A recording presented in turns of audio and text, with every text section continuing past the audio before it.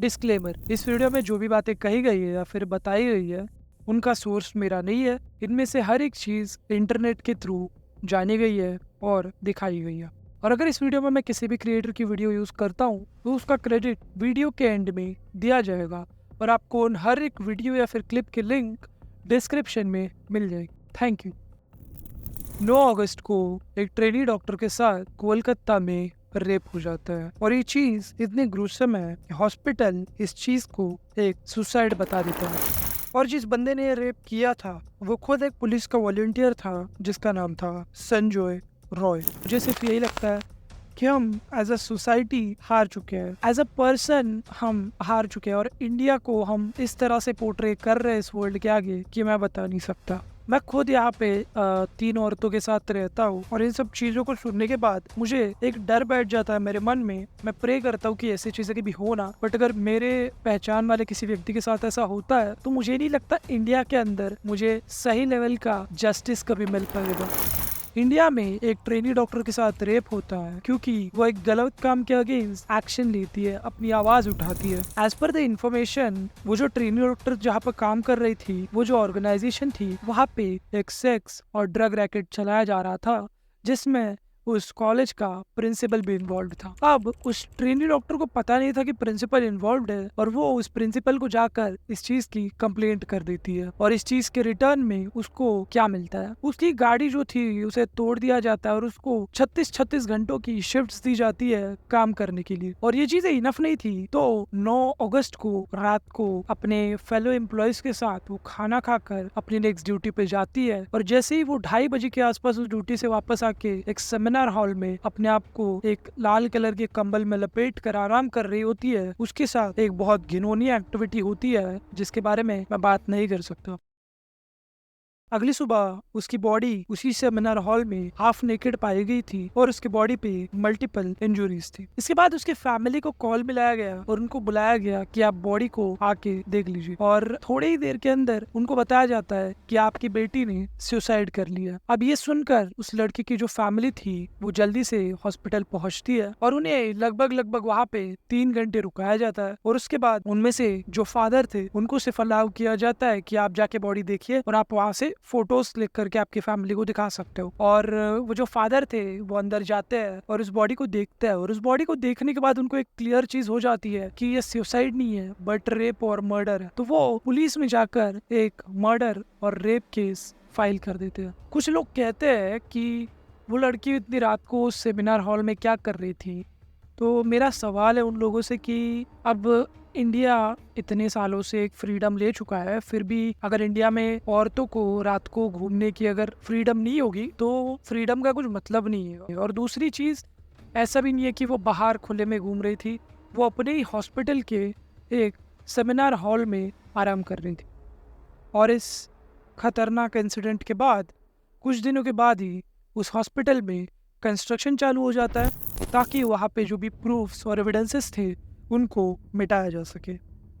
और ये चीज़ काफ़ी नई थी, जिसके बाद जब वहाँ पे प्रोटेस्ट्स चल रहे थे तो हज़ारों की भीड़ में लोग वहाँ पे जाते हैं और वहाँ पे तोड़फोड़ करना चालू कर देते हैं, वार्ड्स को डिस्ट्रॉय कर देते हैं, नर्सिंग स्टेशंस को डिस्ट्रॉय कर देते हैं, ओटीज़ को डिस्ट्रॉय करते हैं। यहाँ तक वहाँ के जो डॉक्टर्स थे जो प्रोटेस्ट कर रहे थे उनको भी वहाँ पे पीटा जाता है, मारा जाता है। और इसके ऊपर हमारी जो पीएम है ममता बनर्जी, वो कहती है कि ये काम जो था वो बीजेपी और लेफ्ट के गुंडों का था। पर यहाँ पे क्वेश्चन ये आता है कि अगर बीजेपी और लेफ्ट के गुंडों का ये काम था तो जो लोग वहाँ पे प्रोटेस्ट कर रहे थे वो खुद ही अपने लोगों को हार्म करना चाहेंगे। तो यहाँ पे ये चीज तो क्लियर थी कि यहाँ पे जो गुंडे थे वो किसी एक व्यक्ति द्वारा अपॉइंट किए गए थे जो वहाँ पे एज प्रोटेस्टर्स बन के गए और चांस देखकर उन्होंने वहाँ पे अटैक कर दिया उन सारे एविडेंसेस को मिटाने के लिए। और यहाँ पे मुझे नहीं पता ममता बनर्जी क्या करना चाहती है, बट मेरा यहाँ पे यही कहना है कि प्लीज आपकी पॉलिटिक्स इन सब चीजों में मत लाओ। और अब इस चीज के बाद प्रोटेस्टर्स को बहुत ज्यादा गुस्सा आ जाता है और इस चीज की वजह से ममता बनर्जी ये चीज अनाउंस करती है कि ये केस पुलिस वालों को ना देकर वो सीबीआई के हवाले कर देती है। एंड फिर हमारी सीबीआई जो थी वो इस केस के ऊपर एक्शंस लेना चालू कर देती है और सीबीआई को बहुत जल्दी बहुत सारे क्लूज मिलना चालू हो जाता है। सीबीआई पहले उस हॉस्पिटल की जो सीसीटीवी कैमरास थे उनकी सीसीटीवी फुटेजेस चेक करने लग जाती है और उनको एक आदमी दिखता है जो अपने कान में एक ब्लूटूथ ईयरपीस लगाकर फोन पे बात कर रहा होता है और वो वहाँ से चला जाता है। अब पुलिस उस आदमी के बारे में और जानकारी निकालती है और उस आदमी को वो अरेस्ट करती है। अब पुलिस ने उस आदमी को क्यों अरेस्ट किया? क्योंकि उस लड़की के बॉडी के पास उनको वही सेम एयरपीस पड़ा हुआ मिलता है। तो फाइनली जब पुलिस उस आदमी को अरेस्ट करती है तब हमें पता चलता है कि वो आदमी जो था वो खुद एक पुलिस वॉलंटियर है जिसको वहाँ के डॉक्टर्स और पेशेंट्स की सेफ्टी के लिए रखा गया था। उस वॉलंटियर का नाम था संजय रॉय। अब संजय रॉय की हिस्ट्री इतनी कुछ खास है नहीं, उसके ऊपर पहले भी बहुत सारे केसेस रह चुके हैं जिनमें से एक मेन केस था उसकी वाइफ का खुद का। जब उसकी वाइफ 4 मंथ्स प्रेग्नेंट थी तब वो उसको मारता पीटता था, उसके लिए उसके वाइफ ने उसके ऊपर केस कर दिया था। और संजय की जो हिस्ट्री थी वो भी इतनी कुछ खास अच्छी नहीं थी वुमेन्स के साथ। तो अब रात 1:30 बजे संजय हॉस्पिटल में आता है दारू पीकर और वो हॉस्पिटल में घूमने लग जाता है। और ये सब कांड करने के बाद संजय सुबह लगभग 4:30 बजे अपने पुलिस डायरेक्ट में वापस चला जाता है। अब यहाँ पे जब पोस्टमार्टम होता है तब रिवील होता है कि उस लड़की के बॉडी में